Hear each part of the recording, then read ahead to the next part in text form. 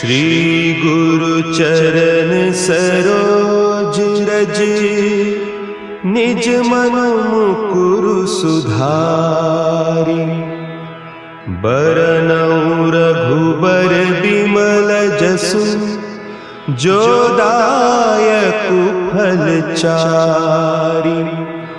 बुद्धिहीन तनु जानिके, सुमिरो पवन कुमार। बल बुद्धि विद्या देहु मोहि, हरहु कलेस विकार।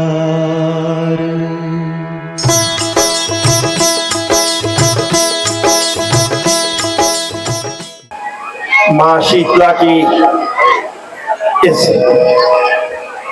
सुंदर बिटिया आगे बैठी है, इतना मन गदगद हो गया कि जैसे ईश्वर और शीतला माता सिर्फ यहीं पर ही रहती है, बाकी नाम गुरुगांव का दूर है।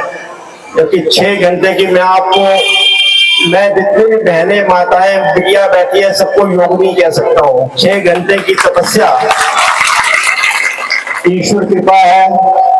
मैं नमन करता हूँ व्यास गद्दी को। आचार्य जी ने निरंतर 7 दिन यहाँ पर अमृत वर्षा ज्ञान की गंगा बहाई, और आपने उस गंगा में मज्जन कहते स्नान को, नहाना, तो आपने उस पर डुबकी लगाई। भाग्यशाली हैं क्योंकि भागवत कथा भाग्यशाली को ही मिलती है। तो नमन करता हूँ व्यास गद्दी को। निस्संदेह मेरा लक्ष्य था, 6 महीने पहले मैंने जो मुहिम, ये यज्ञ रचा, मेरी इच्छा थी कि मेरे आज कम से कम मेरे शहर का युवा बदल जाए। क्योंकि आधुनिकीकरण की तरफ जाना कोई गलत बात नहीं है। मैं भी जीन्स पहनता हूँ, मैं भी सोफिस्टिकेटेड आंखों पर काले वाले चश्मे पहनता हूँ, वो कुछ गलत नहीं है। लेकिन जो व्यक्ति अपनी सभ्यता को, अपनी परंपराओं को, अपने रीति रिवाजों को, अपने देश को, अपने बुजुर्गों को भूल जाता है और संस्कारवान होने की जगह संस्कार विहीन हो जाता है, उस देश का भविष्य उज्जवल नहीं हो सकता। 65% आबादी हमारी युवा है। मैं चाहता था कि जो मेरा बच्चा आज का युवा भटक रहा है, उसको किसी ऐसे मार्ग पे ले आऊं ताकि अपनी राष्ट्र भक्ति को ना भूले। मेरा मन इतना खुश है यहाँ आने के बाद। मैं पीछे भी देख रहा हूँ, आगे भी देख रहा हूँ, बुजुर्ग होंगे मेरे क्या 25%, बाकी सारे यहाँ युवा बैठे हैं। ये है मेरा देश का भविष्य। यदि आप बदल गए, क्योंकि हमारे माननीय प्रधानमंत्री क्या चाहते हैं कि हम विश्व गुरु बने। वैसे तो विश्व गुरु हम हैं। जब हम कहते हैं वसुधैव कुटुंबकम, ये खाली कागजों में नहीं है, हमने सिद्ध किया है। कोविड के दौरान 205 देश हैं इस विश्व के अंदर। 100 देशों को कोविड का टीका हमारे इस मेरे प्यारे भारत ने दिया है, और 100 देशों में से 50 देशों को मुफ्त दिया है, और 140 करोड़ मेरे देश की आबादी को भी मेरे प्रधानमंत्री ने मुफ्त दिया है। ये है वसुधैव कुटुंबकम। हम कहते हैं प्राणियों में सद्भावना हो, विश्व का कल्याण हो। हम कभी ये नहीं कहते मेरे भारत का कल्याण हो, शीतला माता कॉलोनी का कल्याण हो, जगमपुरा का कल्याण हो, भीमनगर का कल्याण हो, कभी नहीं कहते। हम क्या कहते हैं, विश्व का कल्याण हो। ये जब भाव मन में आ जाएगा तो इस भाव को लेकर के चला कि हनुमान चालीसा, इसलिए क्योंकि हमारे ग्रंथ हर व्यक्ति उसकी व्याख्या नहीं कर सकता। मैं तो बिल्कुल ही नहीं कर सकता। ठीक है, तुलसीकृत रामायण में थोड़ा अध्ययन किया, स्वाध्याय किया, थोड़ी समीक्षा करी, थोड़ा मंथन किया, थोड़ा चिंतन किया, लेकिन वेदों का, शास्त्रों का, पुराणों का, उपनिषद का, उपनिषद का, नीतियों का व्याख्या करना बहुत ही असंभव है। तो मन में प्रेरणा आई, एक हनुमान चालीसा छोटा सा गुटका जो है सार पूरे ग्रंथों का, पूरे वेदों का, भागवत का सार भी वही है, यदि आप उसकी समीक्षा ढंग से करें। तो मन में प्रेरणा आई, वो एक छोटी सी मुहिम, एक छोटा सा अंकुरित किया बीज आज वट वृक्ष का रूप धारण कर रहा है। धन्य है प्रभु आपकी लीला, धन्य मां सरस्वती जिन्होंने इस प्रकार की प्रेरणा दी और मुझे एक मित्र ऐसा दिया जो बाल्यकाल से मेरा मित्र है, जो इस समय आपके सामने हनुमान चालीसा पाठ का संगीतमय तरीके से पाठ पठन कर रहे थे, गजेंद्र गोसाई जी। उन्हें मैं आज साधुवाद भी देना चाहूंगा, उन्हें मैं आशीर्वाद भी देना चाहूंगा। आचार्य जी, आपकी सूचना के लिए गुरुग्राम के अंदर हमारी एक श्री केंद्रीय सनातन धर्म सभा है, आज उसकी बैठक थी। उस बैठक के अंदर गोसाई जी को आज कार्यवाहक महामंत्री मनोनीत किया गया है और इनके पीछे एक छुपी रुस्तम हमारी देवी जी बैठी हैं, इनका नाम है डॉक्टर अलका शर्मा। बड़ी शांत प्रिय, मुस्कुराती रहती हैं। इन्हें आज श्री केंद्रीय सनातन धर्म सभा ने धर्माचार्य की उपाधि से सुशोभित किया है, क्योंकि ये और इनकी माता जी का नाम है पूनम माता जी। पूनम माता जी बड़ीहरसू के अंदर एक बहुत ही सिद्ध पीठ है, माँ वैष्णो का मंदिर है, उसकी संयोजिका है, ये उनकी पुत्री है और ज्योतिषाचार्य है, बहुत अच्छी ज्योतिषाचार्य है और वास्तुकार।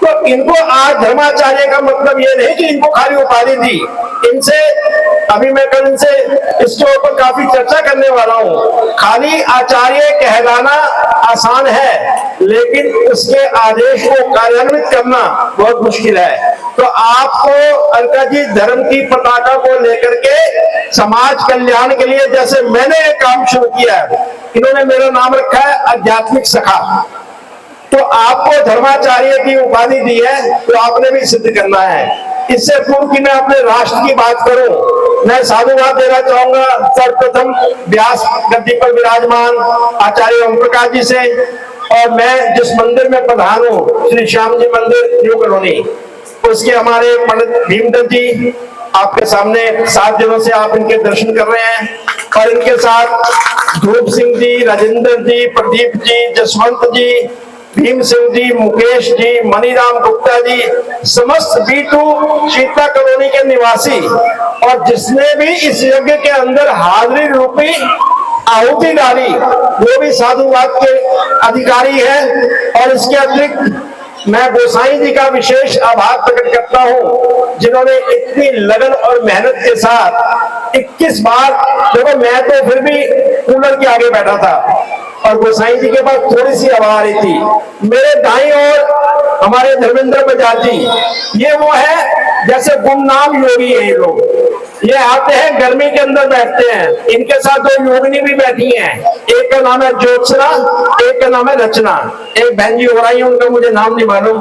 अब ये देखो पंखा नहीं है, कूलर नहीं है, फिर भी मुस्कुरा रही है।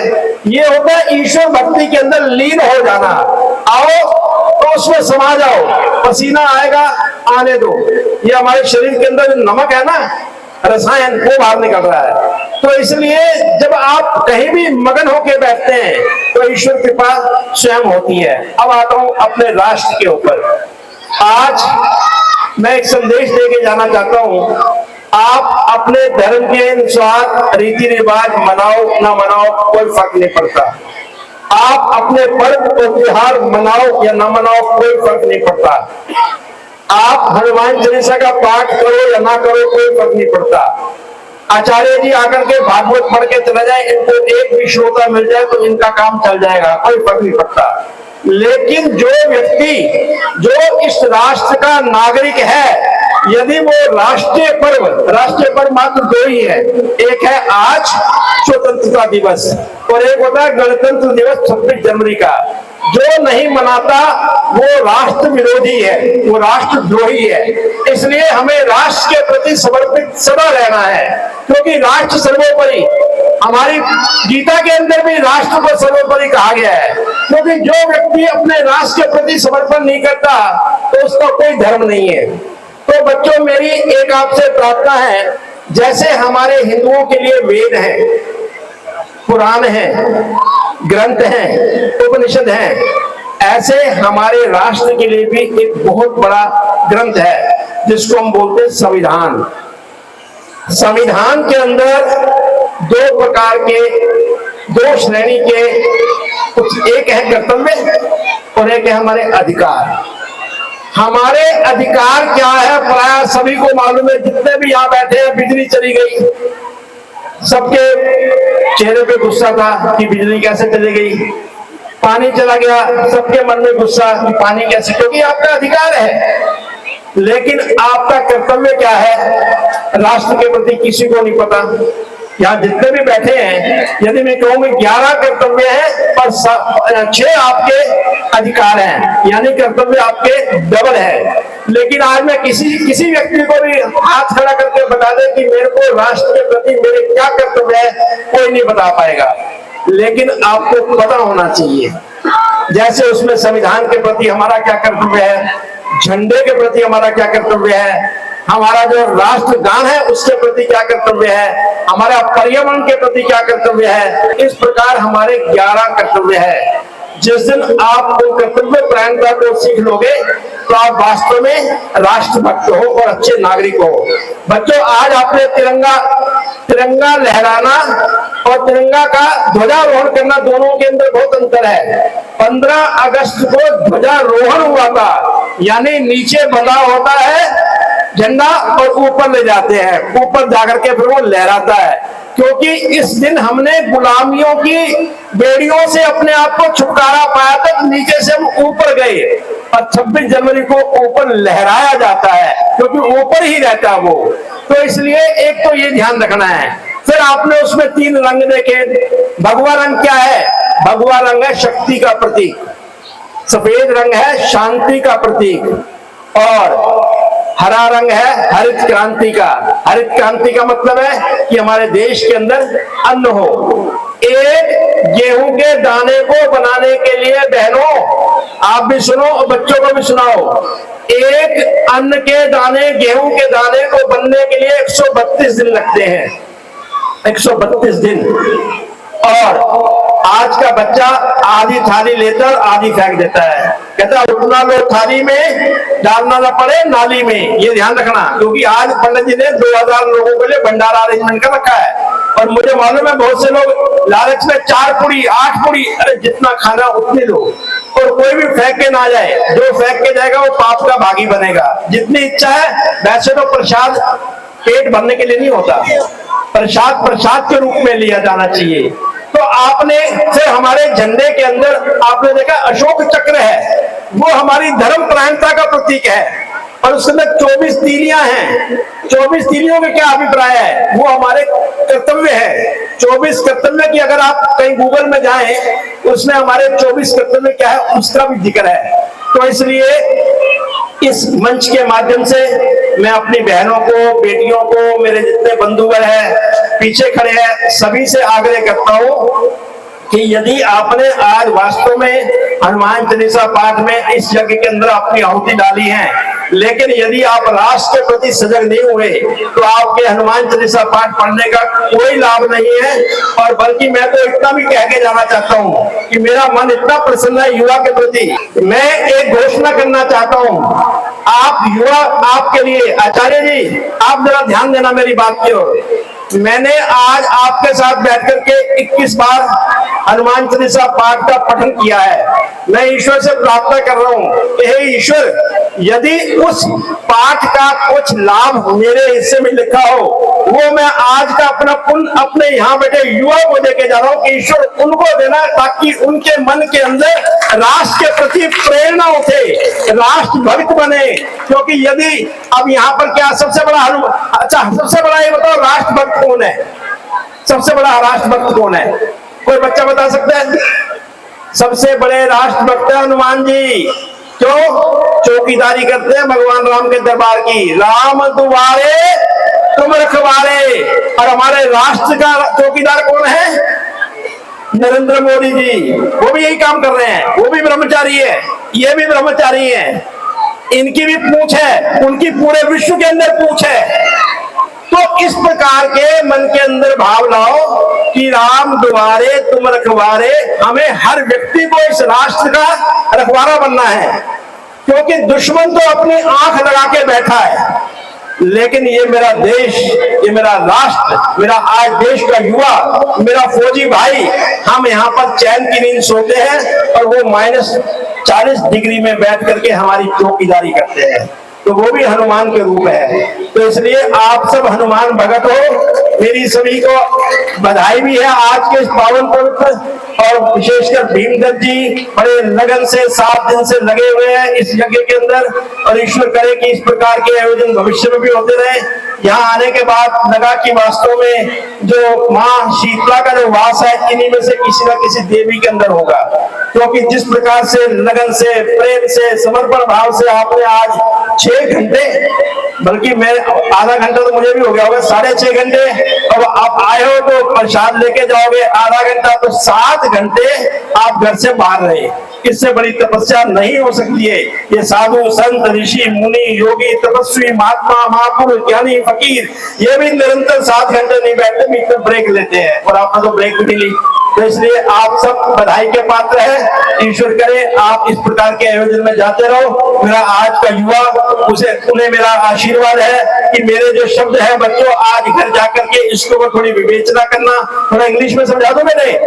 When you listen something, go and study the subject, then review the subject, then do the analysis, then do the analytical analysis. After doing the analytical analysis, you will come with the result कि whatever today I have done, it means I have done something good for the country. तो इस भाव के साथ जाकर के घर के अंदर आज के इन भावों को मन में उतारना, और राष्ट्र के प्रति पहले, फिर अपने इष्ट देव के प्रति, फिर अपने आचार्य के प्रति सोचना। बोले राजा रामचंद्र की जय। कहते हैं जी, एक हमारे धर्मेंद्र बजाज जी भी मेरे कान में बोल के गए हैं एक डायलॉग। जब माँ सीता का हरण होता है तो भगवान राम का उस समय रोना होता है, तो वो माया है, वो उनकी लीला है। लोग कहते हैं ये तो कैसे हैं, ये तो मानव है, ये तो रो रहे हैं, ये लीला है।